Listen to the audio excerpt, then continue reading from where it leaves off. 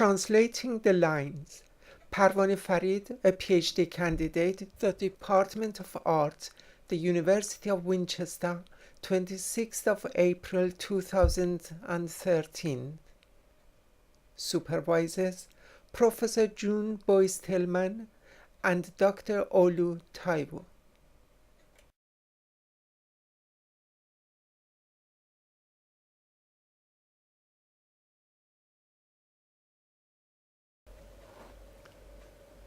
Let's begin by defining the following terms: the invisible and visible lines. Invisible line: the invisible path of the movement of a phenomenon from one position to another, which is documented on the canvas of our memory. Visible line: the documentation of the path of an invisible line by means of technology, for example, pen and paper. The human has an innate urge to prove his or her unique sense of being to himself, as well as to his environment, others. Perhaps this is what Abraham Maslow refers to as self-actualization in his pyramid of human needs. To respond to that urge or need, a human constantly communicates with himself, as well as with others, through translating his invisible lines of thoughts and feelings which emerge from his perception to a set of expressive lines of sound and movement. The trace of these invisible lines of sound and movement, as they are performed, are documented on the canvas of our memory as invisible lines of memory.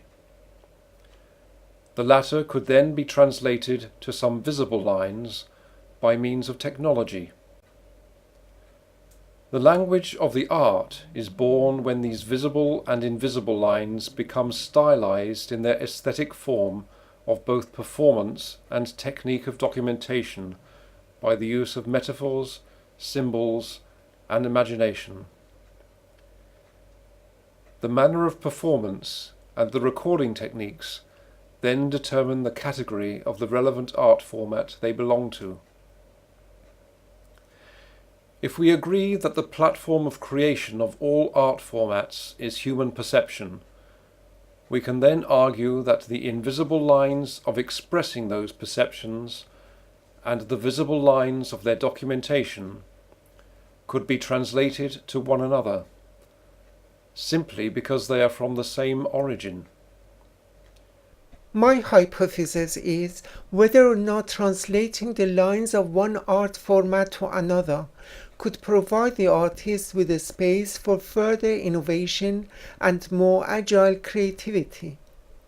In other words, a dialectic process may take place during the course of translation of one art format, thesis, to another, antithesis, which could give birth to a synthesis of an innovative style. To study that, we may look at the visible and invisible lines of thought and figurative poetry of three Persian female poetesses of the mid-19th to 20th century. 1. Tahiri, Qurratul Ain, 1814 or 1817 to 1852. 2. Parveen Ehtesami, 1907 to 1941. 3. Farooq Farrokhzad, 1935 to 1967. All three of them died in their 30s, and each one of them is regarded as being a turning point in the history of the liberation of women in Iran for a particular reason. Tahiri has put her stamp on history for being the first woman who publicly removed her veil, saying, "You can kill me as soon as you like, but you cannot stop the emancipation of women." She was executed by the government for being an active member of an Iranian-based religious movement, Babi, which progressed into today's Baha'i faith founded in 19th century Iran. It is notable that although Tahiri could be regarded as the pioneer for the work of the other two poetesses, it is not until Farid appears on the scene that a feminine language finds its way into Persian poetry.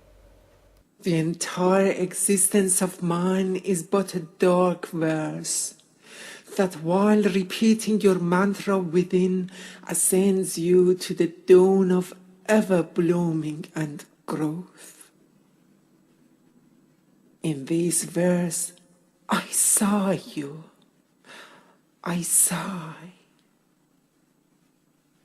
In this verse, I graft you to the tree, submerge you in water, and burnish you with fire. Up until then, the Persian poetesses, even like Tahiri, wrote their words as a man would describe and praise his female lover. But one beauty spot by your lips, surrounded by two dark scented tresses. Woe be unto the bird of the heart, tempted by one seed, but two snares.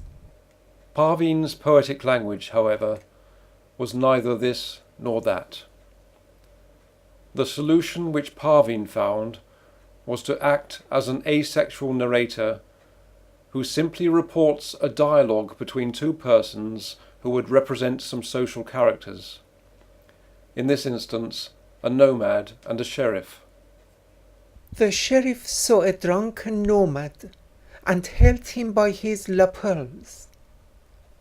The nomad cried out with sarcasm, "Oh, my friend, this is a collar, not a harness." During the course of this practice-based research, 3 poems have been chosen, 1 poem by each of these poetesses. The Bird of Heart by Tahiri, A Nomad and the Sheriff by Parvin, and Another Birth by Farid. An attempt has then been made to translate the invisible lines of their perceptions and the visible lines of their expressions to visible lines of designed Persian calligraphy, narrative photomontage, and freehand drawing, as well as digital. The onlookers are kindly asked to express their opinion as to whether they agree with this hypothesis and why. Thank you. But one beauty spot by your lips, surrounded by 2 dark scented tresses. Woe be unto that bird of the heart, tempted by one seed, but threatened by 2 snares. I converse with 2, a sheriff and a sheikh, over the matter of love. I cannot bother to refute them, as wise as I am, being one in the company of 2 fools.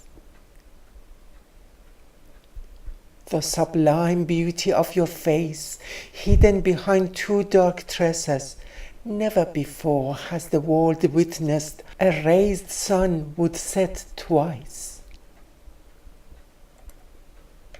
Wine drinkers surrounded the cask, made pregnant by the maiden of the vineyard. Behold the misgotten child, who has 1 father but 2 mothers. O my beautiful cupbearer, why do you sit so heedlessly? Bring us wine and give us drink. For one I pay now, for the other 2 later, perhaps. That pair of heart-rending eyes look drunk like a goblet brimming with wine. Behold what the drunken Tatar is holding, a single vintage, but 2 vessels. thousands like me were slain by the sword of thy eyebrows. Nations are captivated by the spell of your eyes, not one or two, but them all. You keep promising reunion, but never keep your words. Never have I observed in this world an honorable man saying one thing but meaning another. Once you may refer to me as your dog beside your gate. Another time just refer to me as a lowly slave. It matters to me not. The same maiden I am, but two appellations.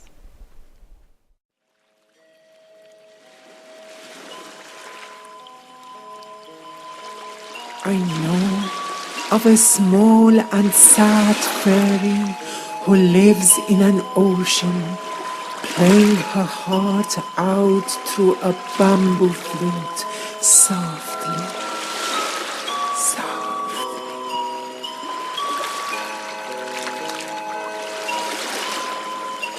A small and sad fairy who dies at night with a kiss